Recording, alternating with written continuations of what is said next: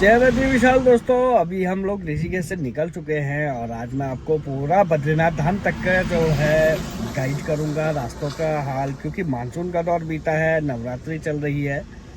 Monsoon के दौर में रास्तों की स्थिति बहुत ही खराब हो जाती है, हर तरफ भूस्खलन हो जाता है, जगह जगह लैंडस्लाइड होता है, तो उससे रास्ते खराब हो जाते हैं। अभी हम लोग ऋषिकेश से आगे निकले ही हैं, तो मैंने सोचा क्यों ना आप लोगों के लिए एक ब्लॉग बनाया जाए। जो बद्रीनाथ यात्रा पे आना चाहते हैं उन लोगों के लिए काफ़ी सहूलियत हो जाएगी, रास्तों की एकदम एक्चुअल जानकारी हो जाएगी। अगर अपनी गाड़ी से आना चाहते हैं तो अब मौसम ठीक है, आ सकते हैं।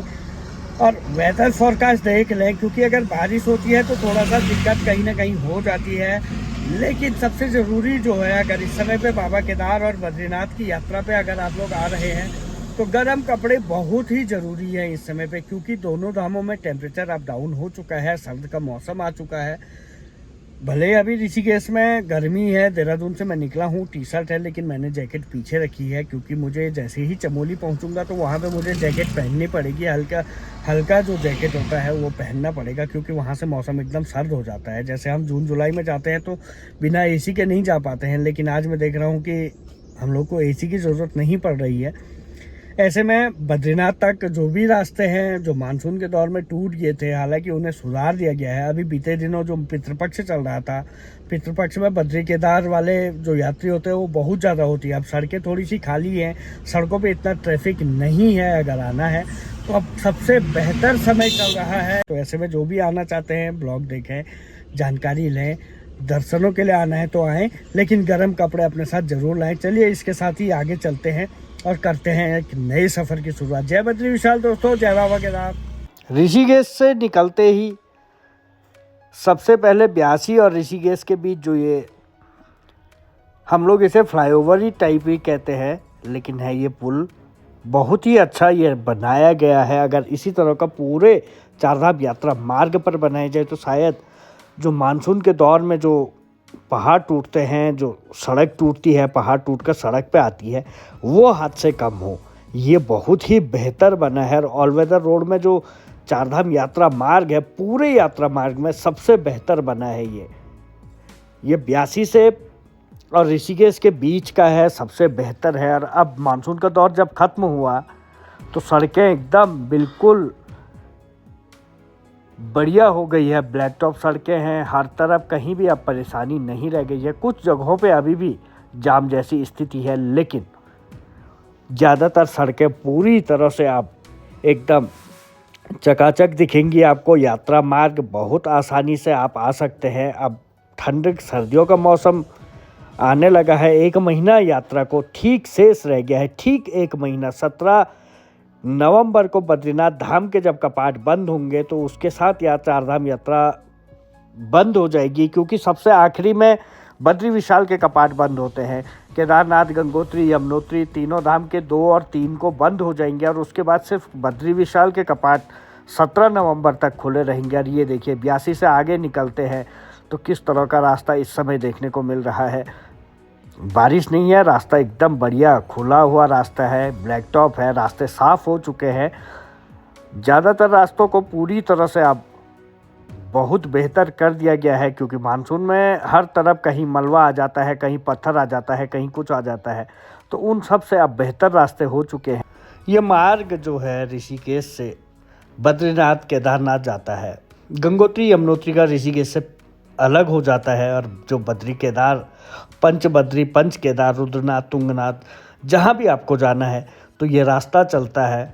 और ये अभी ताज़ा तस्वीर है, क्योंकि अब मानसून के दौर में हर तरफ भूस्खलन, मलबा ये सब था, तो इसलिए आपको ये दिखाना ज़रूरी है। और पूरे रास्ते इस समय बेहतर हो चुके हैं, यात्रा मार्ग एकदम अपने आप में बहुत बेहतर हो चुका है। 1 महीने की यात्रा बद्रीनाथ की शेष रह गई है, आपका 15 दिन के आसपास बाबा केदार की यात्रा शेष रह गई है। ऐसे में देखिए रास्ते ठीक है। इसके बाद अब जब कपाट बंद होते हैं तब आप विंटर के लिए अगर आना चाहते हैं तो औली अगर आना है, चोपता आना है, तुंगनाथ अगर जाना है, जहाँ भी आपको जाना है तो इन रास्तों से गुजर के आपको जाना पड़ेगा। जैसे ही हम बद्रीनाथ पहुँचते हैं, बद्रीनाथ में ज़बरदस्त ठंड इस समय देखने को मिल रही है। देखिए सामने भगवान बद्री विशाल का मंदिर है और इस तरफ अब यहाँ पे आग की ज़रूरत पड़ रही है। गर्म कपड़े, जैकेट आपको शाम के समय पे आपको पहनना ही पड़ेगा। ये देखिए आग जल रही है। अभी भी देहरादून और इन जगहों पे गर्मी देखने को मिल रही है। आप लोग जहाँ से देख रहे हो वहाँ पे भी शायद गर्मी हो रही होगी, लेकिन बद्रीनाथ धाम में ज़बरदस्त ठंड। हर कोई, अब जो यहाँ पे तैनात हैं, जो यात्री आते हैं यहाँ पे, प्रशासन द्वारा आग की व्यवस्था की गई है। चाहे वो शाम के समय हो, क्योंकि ऋषिकेश देहरादून से हर कोई शाम को यहाँ पहुँचता है। और जैसे ही अब थोड़े से दिन छोटे हो चुके हैं तो शाम होते ही अब अंधेरा होने लग जाता है। ऐसे में यहाँ पे हर तरफ अलग अलग जगहों पे यात्रियों के लिए आग की व्यवस्था की गई है, ताकि वो मंदिर जाते हैं, जब मंदिर से आते हैं तो एकदम उनको ठंड ना लगे। इस कारण यहाँ पे आग सेकने का हर तरफ इस समय आग की व्यवस्था जगह जगह प्रशासन द्वारा की गई है। बद्रीनाथ हो, फिर केदारनाथ में भी आग की व्यवस्था है। केदारनाथ में भी ज़बरदस्त ठंड इस समय पे देखने को मिल रही है। भीड़ है लेकिन ठंड भी बहुत ज़्यादा है। गर्म कपड़े ज़रूर लाएं जब भी आएँ। आप अगर आ रहे हैं, अंतिम दौर की यात्रा ये अभी चल रही है, क्योंकि अब निकट है कपाट बंद होने के दिन और धीरे धीरे ठंड और बढ़ती जाएगी यहाँ पे। भले ही यहाँ तप्त कुंड है, नहाने के लिए गर्म पानी का कुंड है, लेकिन जो हवाएं चलती हैं, बर्फीली हवाएं एकदम पहाड़ी से आती हैं, वो यहाँ पे चुभती हैं और इतनी ठंड होती है। क्योंकि गर्म पानी से जब बाहर निकलते हैं तो वो पानी एकदम बहुत ठंडा हो जाता है। जो शरीर होता है वो एकदम ठंडा ठंडा हो जाता है। और गर्म कपड़ों की दुकान में इस समय बहुत भीड़ देखने को मिल रही है। हर कोई गर्म टोपी, गर्म कपड़े लेते हुए दिखाई दे रहा है।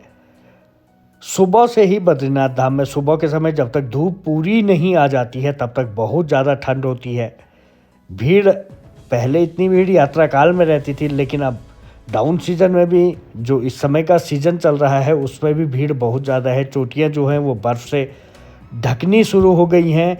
हर तरफ बर्फ़ की चोटियाँ दिखाई दे रही हैं, बर्फ़, सफ़ेद बर्फ़ दिखाई दे रही हैं। और धाम में यात्रियों की भीड़ है, ठंड बढ़ गई है, पानी पाला जम रहा है। और जो यहाँ गाड़ियाँ हैं, जो मंदिर परिसर है, यहाँ पे जो सुबह सुबह ठंड होती है, बहुत ज़्यादा ठंड होती है, सुबह सुबह ज़्यादातर चुभती है। अगर आप आ रहे हैं तो सुबह जब धूप बैठ जाए तब मंदिर दर्शन के लिए जाए, अगर भीड़ है वहाँ पे। अगर भीड़ नहीं है तो आप आके तुरंत जा सकते हैं, उसमें कोई दोहराई नहीं है। और जो यहाँ गाड़ियाँ हैं, जो पानी है वो पूरी तरह से जम रहा है। लोग सुबह से शाम तक अलाव का सहारा ले रहे हैं। और गाड़ियों में जो ओस की बूंद होती है वो पूरी तरह से पाले में तब्दील हो रही है। इस समय यहाँ पे ये कंडीशन है। ठंड बहुत ज़्यादा बढ़ गई है। आ रहे हो, गर्म कपड़े ज़रूर लेके आएँ, ताकि आप लोग स्वस्थ रहें, सुरक्षित रहें, भगवान बद्री विशाल के दर्शन करें। लेकिन ठंड से आपका सामना ना हो। गर्म कपड़े, दस्ताने, टोपी, ये बहुत ही ज़रूरी इस समय बद्रीनाथ की यात्रा में। चलिए दोस्तों, जय बद्री विशाल, जय बाबा केदार।